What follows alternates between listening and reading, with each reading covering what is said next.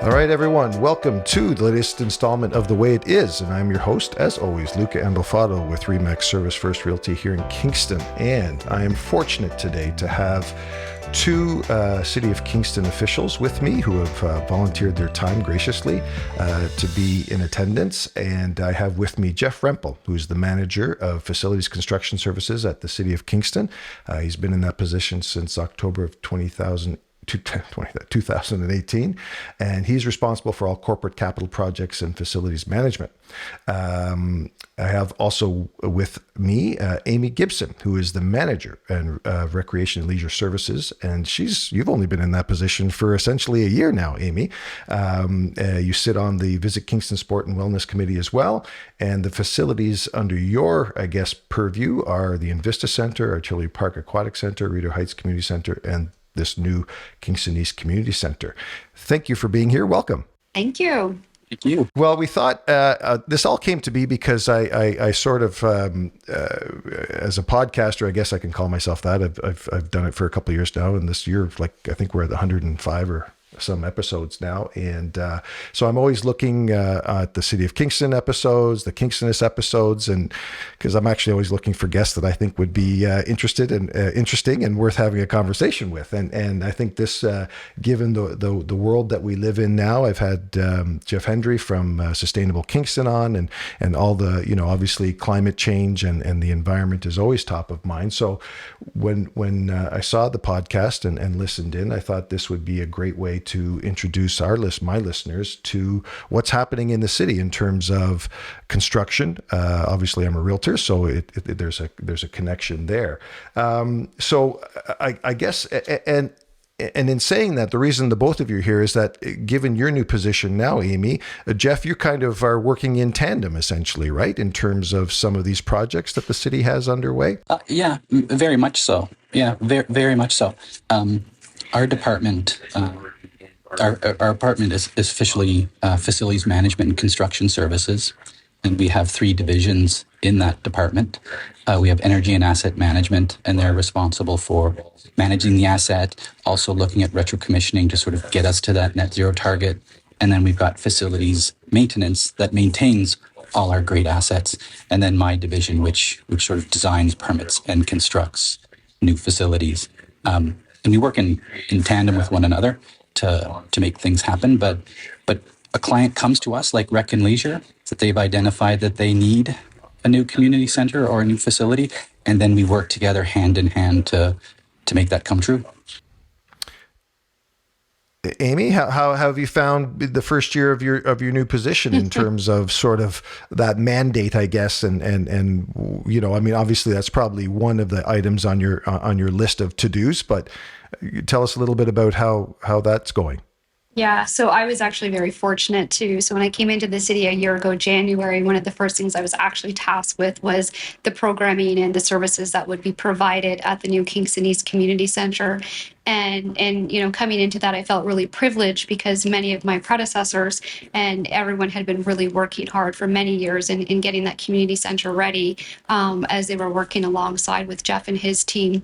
So I, had the blessing of just coming in and finalizing those pieces of programming and services and getting it ready to go for opening in March of last year. So it was a little bit of a daunting task because I had never, got this type of thing ready for the community. But so much of that, heavy work and all of the thoughts, that go into deciding what are those programs and services that are going to be offered at Kingston East going to look like. A lot of that had happened in the public consultation around that. And there was a lot of feedback from the community. So they really knew, right, what that place was going to look like. And so it was great to be able to do that implementation. But then more importantly, we had an opportunity to involve all of our services there over the past year as we're getting ready to celebrate our first year anniversary this March. Yeah, well, and that's excellent. And, I'm a Kingstonian and I've lived and worked here my entire career. And I think I said this on a previous podcast. I never thought I would see the day that the third crossing would become a reality. In fact, I always jokingly told clients that relocated here from out of town that maybe my grandchildren might see that day. And here we are, we have it. And now, the people that live in the East, because I've dealt with lots of clients that live and work in the east part of Kingston, and it's certainly, I think, a boon to them and a boon to that area, because not to make it sound disparaging, but they were a little bit isolated. Especially with only the two means of access being the causeway and the 401. So Jeff, I'm going to come to you, and because I don't want to hit you with the big, high level 50,000 foot question, but what goes into the planning and everything of a new facility? Because I know that's you could write a book on that and everything. But maybe I'll get right to a nitty gritty question in terms of reconciling budgets with the cost of today's construction in today's world. Do you want to start? Let's start with that. Wow. That's not as easy. That is a tough one. And of course, construction nowadays is, some people sort of equate it to gambling. But we have a series of mechanisms that we do to minimize the risk as much as possible. We space out the development of our projects so that when a need is identified, we will do advanced due diligence, extensive advanced due diligence, to really bring forward all the risks on the projects. Scope, schedule, budget, like all the risks that could be there. And then we will start to do some preliminary design. So we will start to advise on what we think the cost of that project will be at that early due diligence stage. And as we do some design development, some schematic, we'll hone those estimates down.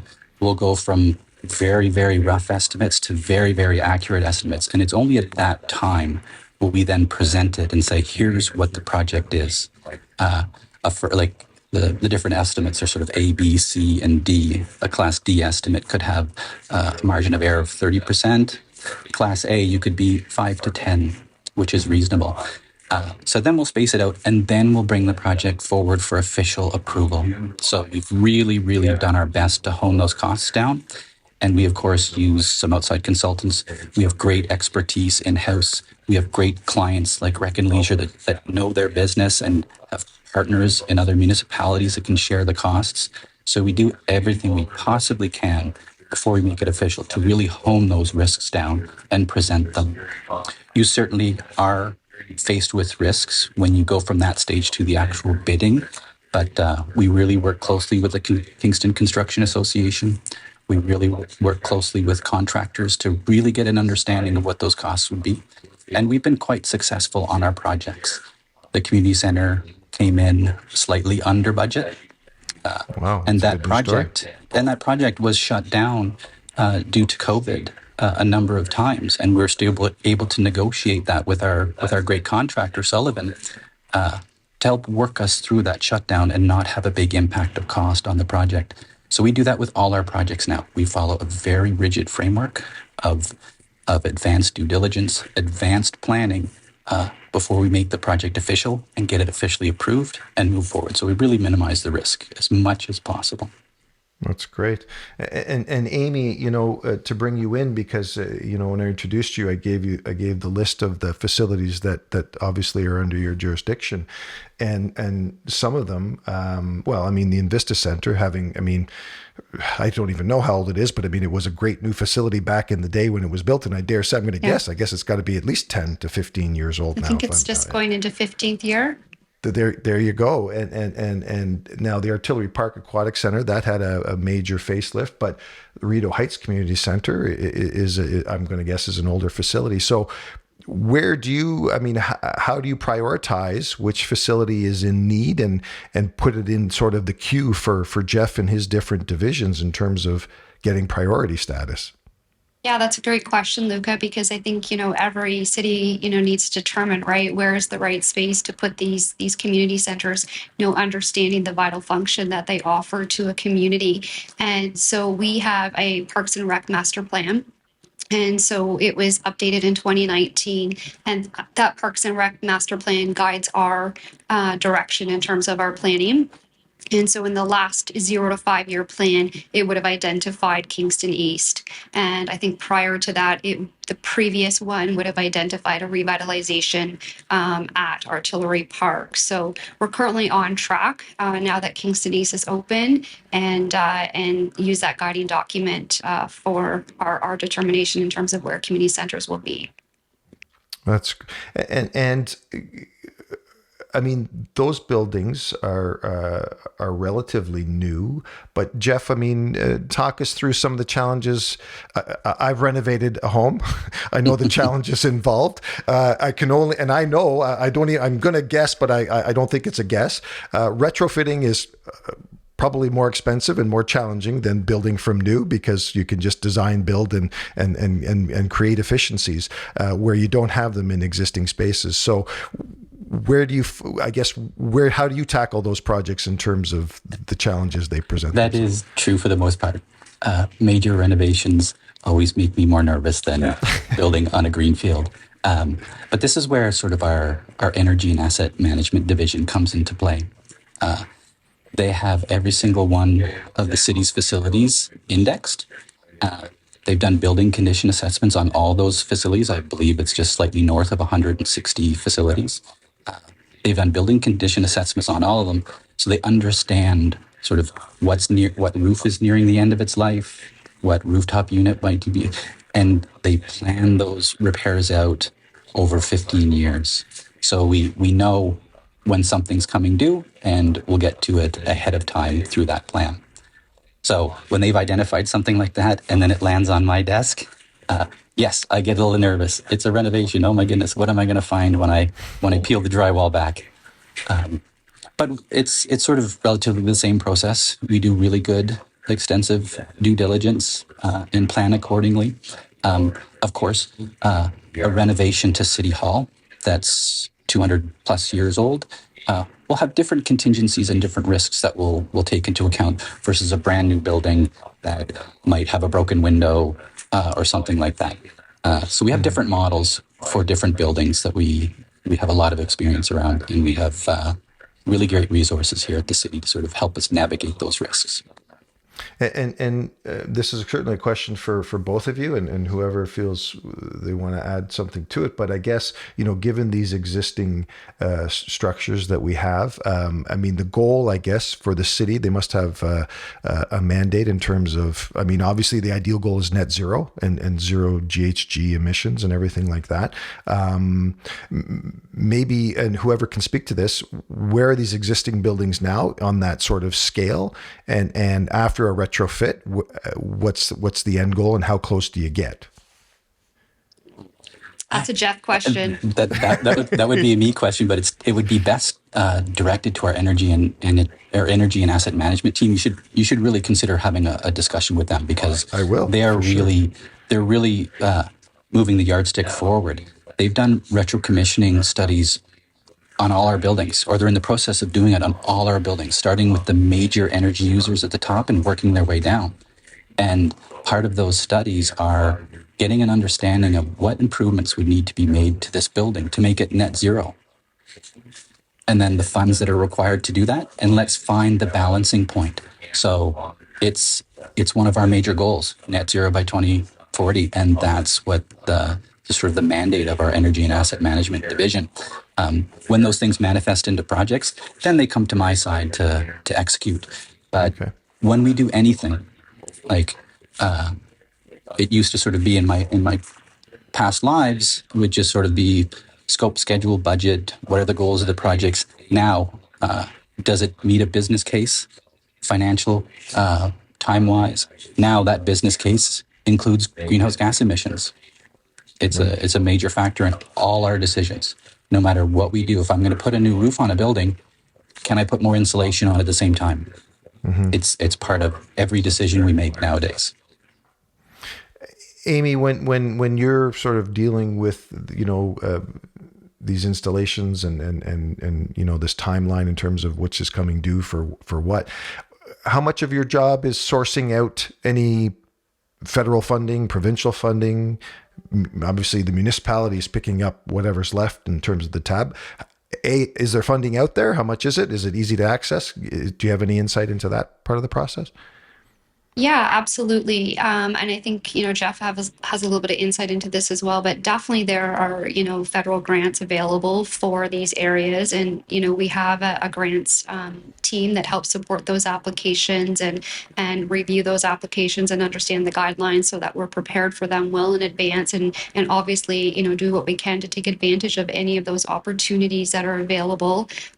Most of those grants in those applications are in terms of large dollars are connected back to the federal funds, and they really are specific to the building and those types of pieces, right? And the construction of that. There are grants available as well that, support programming and the dollars that can be applied to programming and services of things that can be offered within the amenities. But definitely something that the city absolutely utilizes and promotes for sure.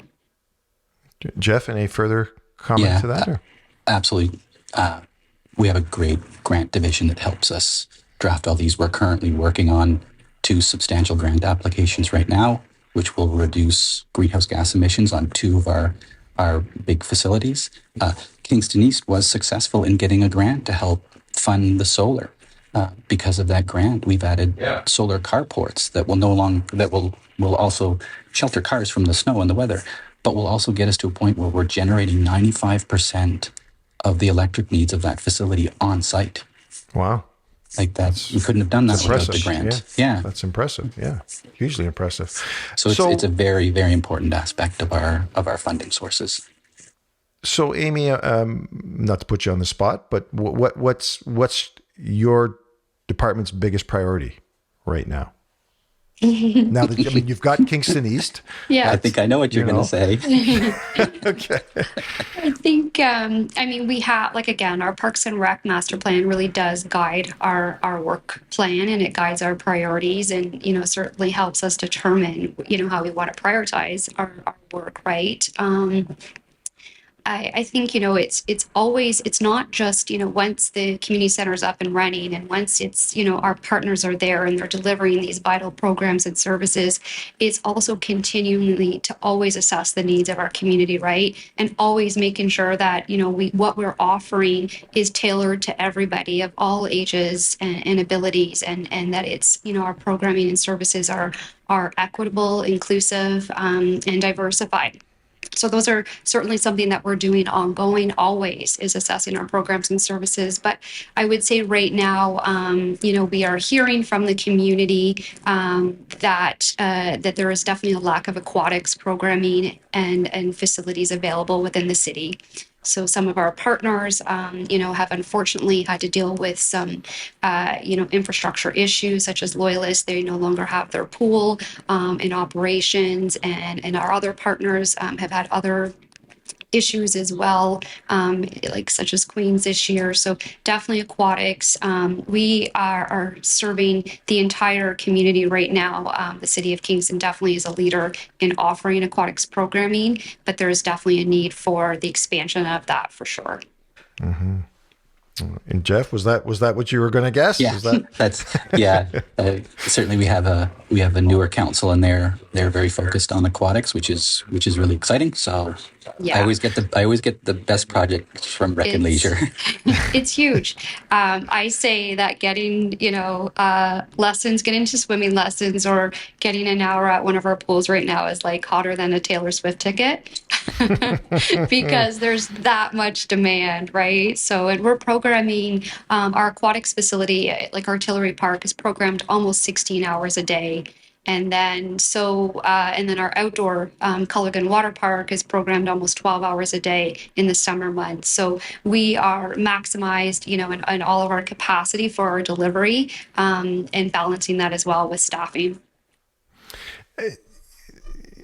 I'm gonna ask this, and I think I may know the answer already, but I'm going to ask it anyway. But is there any private-public partnerships at all with any private users or private facilities or anything like that? Or is that something that's I'm just thinking of like the YMCAs that exist or those kinds of things. Is that sort of as fallback or? Well, the Leon Center would be, considered, public-private. It could be three for sure. But we have, community partnerships, right? So not at that level, but community partnerships with the YMCA, Boys and Girls Club, Loving Spoonful, Seniors Association, early on. The list goes on. So those are our local community partners that we work really closely with. They actually deliver all the programs and services out of all of our community centers. And so like our fitness center at Kingston East is actually a partnership we created with the YMCA, and they deliver the fitness programs out of there. A lot of our drop-in programs also that we offer in all of our facilities are also delivered by our community partners. Okay, great. Jeff, question, I think for you or maybe for both of you, but, obviously the ideal goal is to have the greenlands or the site and to build a custom, design build facility. Where is the city at with potential sites for instance, a brand new aquatic center or something? I mean, if we're talking lofty ideal goals, are we, as the city limited, or are we bountiful in the potential sites, or where are we at with that? I wouldn't say we're bountiful, but we are looking at options. We are exploring some options, and I believe we have a report that's going to be going back to council relatively soon that sort of starts to present some of those options that we're looking at. Okay. And so timelines, because we talked about you doing your due diligence, and we talk about this queue that exists in terms of things that need attention at certain times. Jeff, barring COVID, I guess, because obviously that project in the East was delayed, but timelines normally, what I mean, I know I'm just sort of talking generalities in terms of like a retrofit versus thing, or is that's part of the process, I guess, in terms of whatever the project is? And yes, absolutely. Generating the schedule is one of the key functions of the due diligence and schematic phase, and they can vary greatly. A project of the magnitude of a swimming pool, say like a 25-meter swimming pool, that would be multiple years, I think, of public engagement into schematic design, into permitting, before we could even put a shovel in the ground. And then, of course, the funding for that would also have to take place in that duration before we could start construction. But it would be multiple years to get through all the different hurdles necessary to develop such a large scale project. Right. Amy, I was going to ask, in terms of, these other facilities and everything else, what's the one, I mean, I know aquatic center, but I guess out of the existing facilities that exist or that you have, and where's the biggest need right now, I guess, in terms of?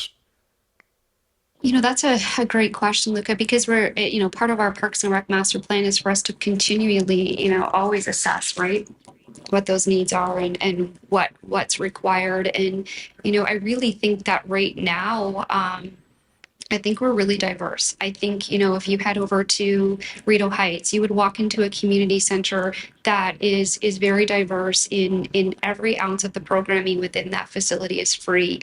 And it meets the needs of that community, right? Everything from an education center like a library, to a large gymnasium, a community kitchen, right? That Loving Spoonful cooks food out of.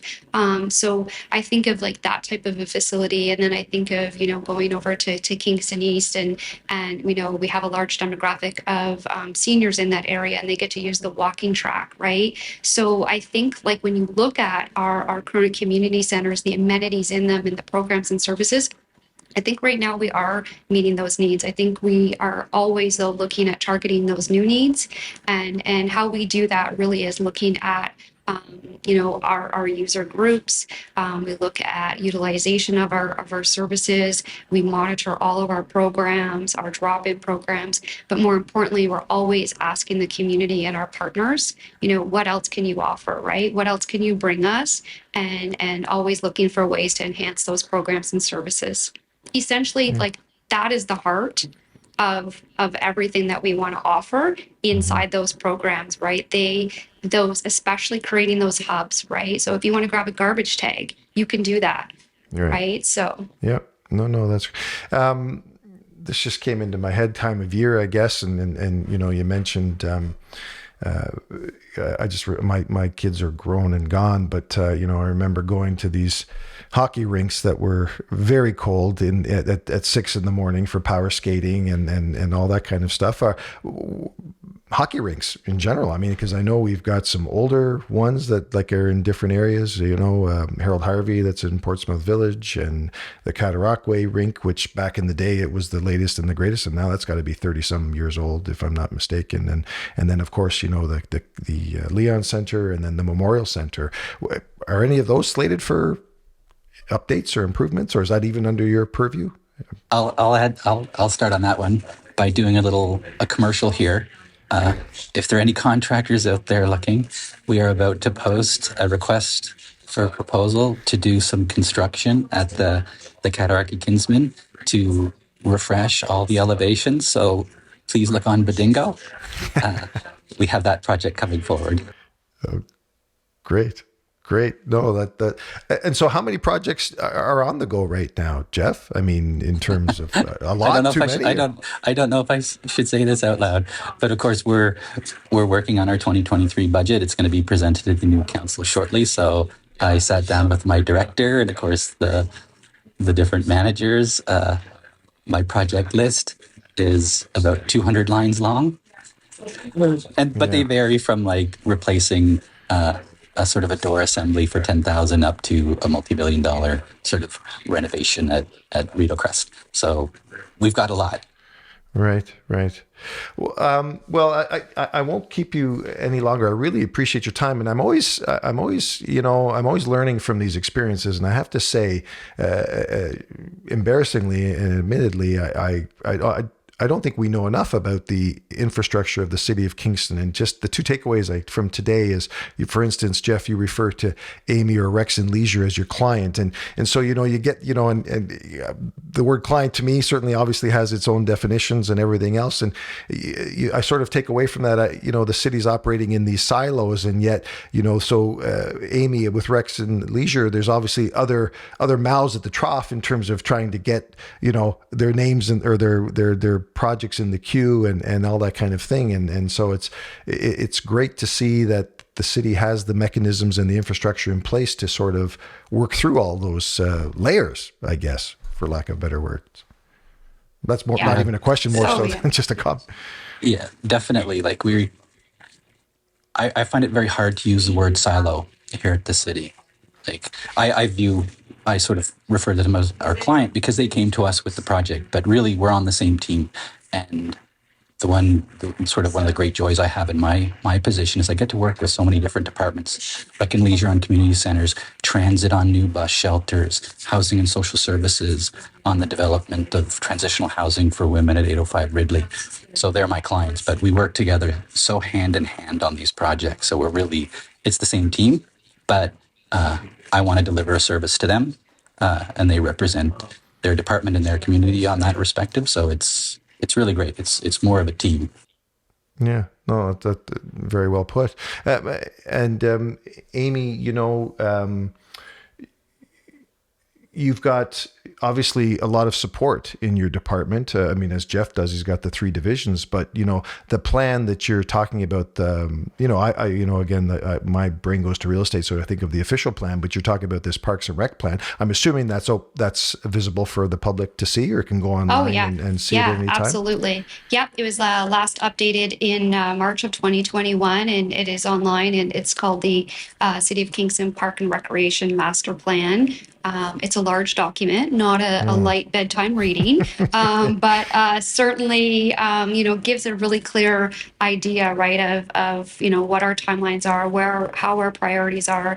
It's, something that's going to guide us for sure as we continue to, assess and make determinations of our services for the next 15 years. Wow. Well, that's great. You know what? I think that's a great place to leave it. Again, I'm very appreciative of both your time, and thank you so much for coming on and enlightening us in terms of the processes, or at least getting a feel for it. Anyway, I wish you both the best of luck. Jeff with your list, Amy with yours, and all the back. It sounds like you guys are doing fantastic work. So I wish you that going forward, and thank you so much for being here. Thank you so much.